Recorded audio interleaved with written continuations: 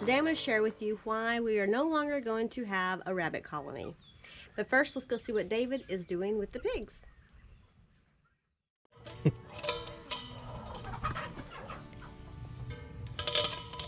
And what David's up to today.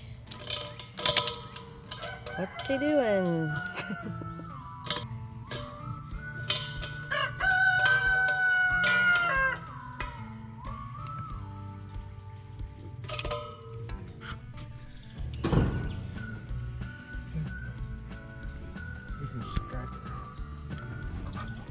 So what's this thing called? Flamethrower? Garden? No. Garden torch? Garden torch, okay. And you're not going to cook a pig with it, but you're going to, not on purpose, but we're going to eliminate some flies and their eggs, hopefully. Yeah. And we saw this on YouTube, another YouTuber, and one of our subscribers, we watched his video, and so we can't remember his name right now for sure, but we will actually link it in the bottom, or we will put it in here somewhere.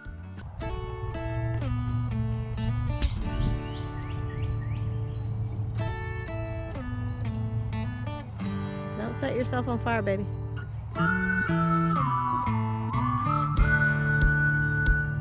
Stand back, dude.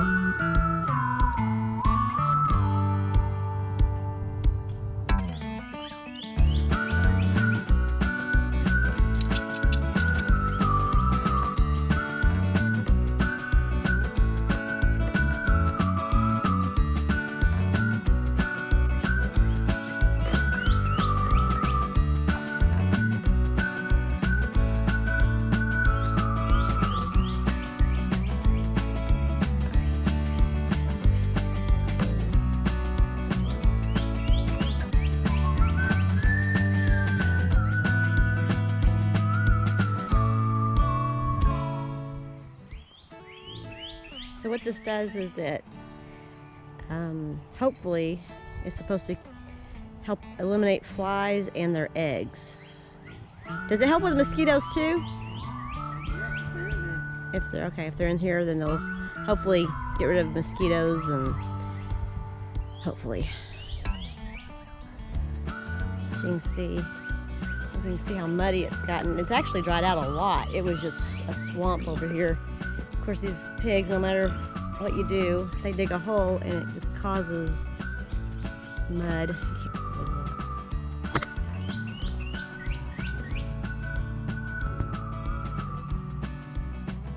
Do you see any flies running for their lives yet? Yeah. Do you? Good. Maybe it's going to help. I hope. Hope he gets rid of some of those eggs. Okay, well, this was what David has going on today.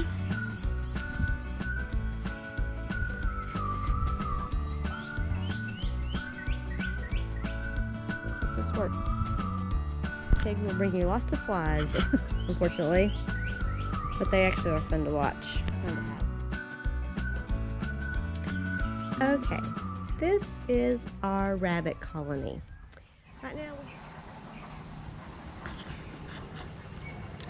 and first of all, I just want to say this is not to discourage anybody from doing a rabbit colony, because we actually liked the rabbit colony. It was very easy. All you had to do was put out a water, like a chicken water, and a feeder, and they were good to go. They got to run around in here, and I loved seeing the little baby rabbits run out of their holes. And it was nice to see the mama rabbits digging digging underground to build their nest and all that. And they also were able to go out on the grass. We had an opened area, which I'll show you here in a minute, that they could go out and run around and eat all the grass they wanted to. So we liked the rabbit colony, but here's the problem. This is all fenced in with, with chicken wire, as you can see. And we had wild rabbits coming up, I guess, to this. Well, I did see them around here, but they must have been coming up and getting too close to our rabbits, and they were catching a disease. And I looked it up, and it was a disease that they get from wild rabbits. And it's, they get tumors, and they stop eating, they get real skinny, and then they die. And once it gets going on one rabbit, it just starts spreading. So these rabbits here are the ones we got from a lady who does show rabbits, and we got these for free. We got 6 of them, and these are the only females that were in the group, and we kept these. And if you didn't see that video about how we got free meat chickens and rabbits, I'll link that below so you can watch that video if you want. And then here's the one rabbit we have left, the one doe rabbit that we have left. For some reason she didn't get, she's kind of being quarantined because I don't want her to get the other rabbits sick in case she does have it, but she's been quarantined for a while, so I think she's fine. And this is our buck. He is in this big cage. He usually is isolated because he would kind of terrorize the other the other rabbits and the babies, so we would let him out about you know, every time it was time to breed, and let him out for about a week or so, and then he would do what he had to do with all the rabbits, all the does, and then we put him up after about a week or so, and so that he would, you know, wouldn't get everybody upset. But like I said, this was actually a great setup. We are going to do another setup because I really do want the rabbits, our breeders, to be on grass and not to be in these little cages if we can help it. So when we set that up, I will share that with you when we get it all set up. I have an idea of how I'm going to do it.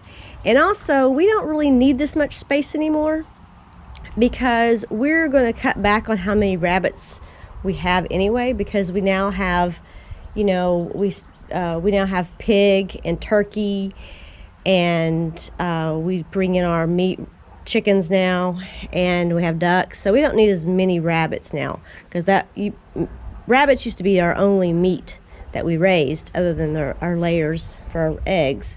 So now we just don't need that many, so we're cutting back anyway. We're only going to keep like maybe 2 to 3 does and our 1 buck.